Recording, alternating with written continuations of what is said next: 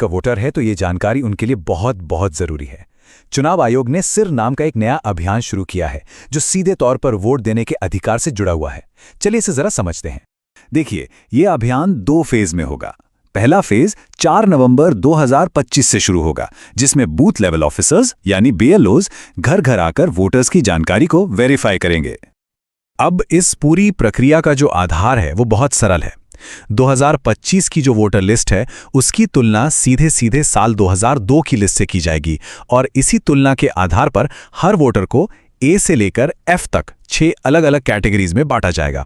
मतलब 2002 की वो लिस्ट ही एक तरह से सब कुछ तय करने वाली है। तो सवाल ये उठता है कि किसी को कौन सी कैटेगरी मिलेगी। इसके लिए ना 2 मुख्य चीजें देखी जाएंगी।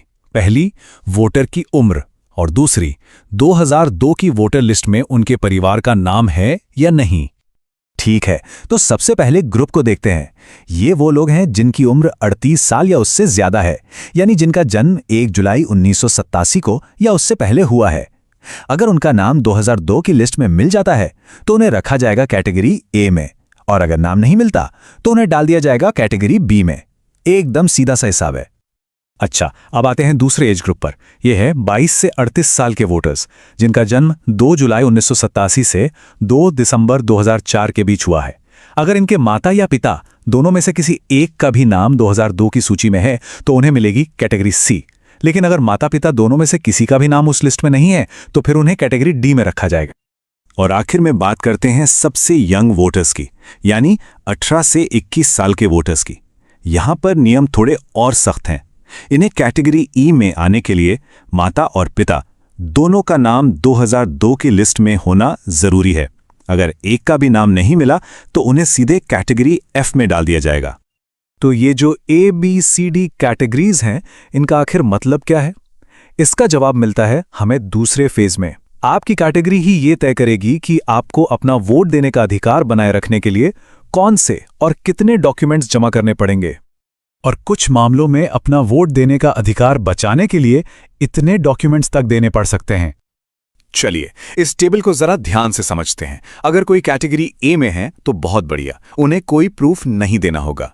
बी, सी और ई कैटेगरी के लोगों को सिर्फ अपना एक प्रूफ देना होगा। लेकिन कैटेगरी डी वालों को अपना और अपने माता या पिता में से किसी एक का यानी कुल 2 प्रूफ देने होंगे। और सबसे ज्यादा कैटेगरी एफ वालों को अपना और अपने माता पिता दोनों का मतलब कुल 3 प्रूफ पेश करने होंगे। और सबसे जरूरी बात, अगर ये प्रूफ नहीं दिए जा सके तो मतदाता सूची से नाम हटने का पूरा खतरा है।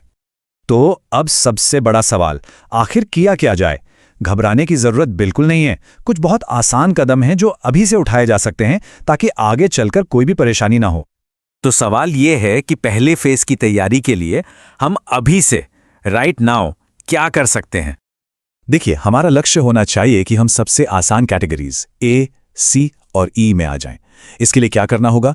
जिनकी उम्र 41 साल से ज्यादा है वो 2002 की लिस्ट से अपना नाम, भाग संख्या और क्रम संख्या ढूंढकर अपने बीएलओ को दे दें। जो 21 से 38 साल के हैं वो अपने माता या पिता में से किसी एक की 2002 की लिस्ट की जानकारी अपने बीएलओ को दे दें। और जो 18 से 21 साल की युवा वोटर हैं वो अपने माता और पिता दोनों की 2002 की जानकारी निकालकर अपने बीएलओ को दे दें। एक बात याद रखिए, अभी से ये थोड़ी सी मेहनत करने का फायदा बहुत बड़ा है। जब पहले फेज में बीएलओ वेरिफिकेशन के लिए आएंगे ना, तो उनके लिए आपको ए, सी या ई जैसी आसान कैटेगरी में डालना बहुत सिंपल हो जाएगा और आप भविष्य की बड़ी मुश्किलों से बच जाएंगे। आखिर में ये सारी मेहनत सिर्फ किसी दस्तावेज के लिए नहीं है।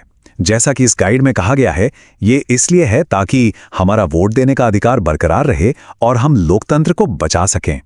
तो जागरूक रहिए, अपनी जानकारी तैयार रखिए और इस जरूरी संदेश को दूसरों तक भी जरूर पहुंचाइए।